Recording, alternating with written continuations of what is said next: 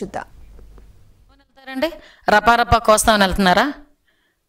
అదే అడుగుతున్నా సీరియస్లీ. ఎందుకంటే ఈరోజు నువ్వు ఇచ్చేదేంటి? నిన్న ఎక్కడో ఒక వీడియో చూశాను, మొత్తం అందరినీ యువత పోరని పెట్టాడు ఆయన.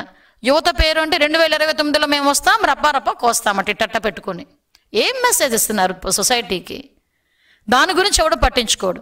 ఆ పదాలు ఎందుకు ఉపయోగించారంటే కూర్చున్నవాడు ఏమంటాడు, ఆ సినిమా డైలాగ్ కదా, సినిమా డైలాగ్ చెప్పాడు తప్పే ఉంది అని అడుగుతాడు. నిన్న మొన్న మాజీ మంత్రులు చేసిన వ్యక్తులు బయటకు వచ్చి ఏమడుగుతారు, మంచిదే కదా మేమేమన్నాం తప్పేమన్నాం సినిమా డైలాగులే కదా అని పవన్ కళ్యాణ్ గారు డైలాగులతో ఏదో పోలుస్తారు. సాక్షాత్తు పవన్ కళ్యాణ్ గారు కూడా ఒక మాట అన్నారు, ఇలాంటి మాటలు సినిమాల్లోకి పరిమితం, బయటకు వస్తే ఇలాంటి మాటలు చెల్లవు, ప్రజాస్వామ్యంలో ఇలాంటి పదాలు ఉపయోగించకూడదు పబ్లిక్గా, సినిమాల్లో అంటే సినిమాలు అది వేరు అని చెప్పి సాక్షాత్తు పవన్ కళ్యాణ్ గారు కూడా మనం మాట్లాడాల్సిన పరిస్థితి వచ్చింది. వీళ్ళు ఎందుకంటే నేను అలర్ట్ చేస్తున్నానండి, ప్రజలను కూడా అలర్ట్ చేయాలి.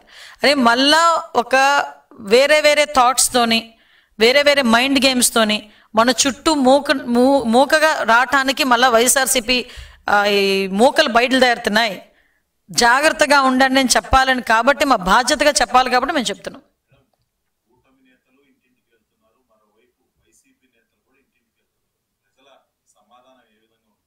నేను ఒకటే చెప్తానండి, కూటమి నేతలు వెళ్తే మేము ఇది చేసాం, ఈరోజు నీ ఊరికి రోడ్డు ఇచ్చాం, నీ ఇంట్లోని అమ్మక వందనం డబ్బులు ఇచ్చాం, ఫ్రీ గ్యాస్ సిలిండర్ ఇచ్చాం, ఈరోజు మీకు అన్నదాత సుఖీభావ ఈరోజు మేము వేస్తున్నాం, డబ్బులు వేస్తున్నాం, లేకపోతే మేము ఈరోజు అన్నా క్యాంటీన్లు పెట్టాం, లేకపోతే మీ ఊరికి పరిశ్రమలు తీసుకొచ్చాం, నీ ఇంట్లో పిల్లడికి ఉద్యోగ అవకాశాలు కల్పిస్తున్నాం, ఈరోజు అన్నీ మేము ధైర్యంగా ఇంటింటికి వెళ్ళి ఏం చేయాలి, ఇంకా వాళ్ళకి 4 సంవత్సరాల్లో మేము ఏం చేయగలం అన్న దాని మీద ఒక ప్రణాళిక సిద్ధం చేసుకోవడానికి మేము వెళ్తున్నాం.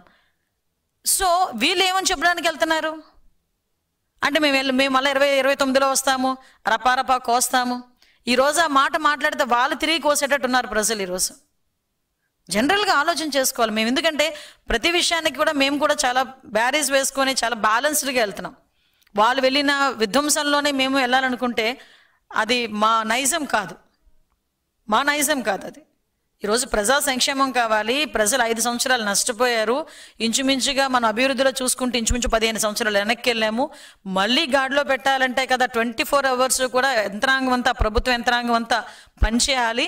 కాబట్టి మేము దాని మీద దృష్టి పెట్టుకుంటే వీళ్ళేమో ఇలాంటి పనులు చేసుకుంటూ బయటకు వచ్చి మాట్లాడి ప్రజల విద్వేషాలను రెచ్చగొట్టే పరిస్థితి కనిపిస్తూ ఉంది.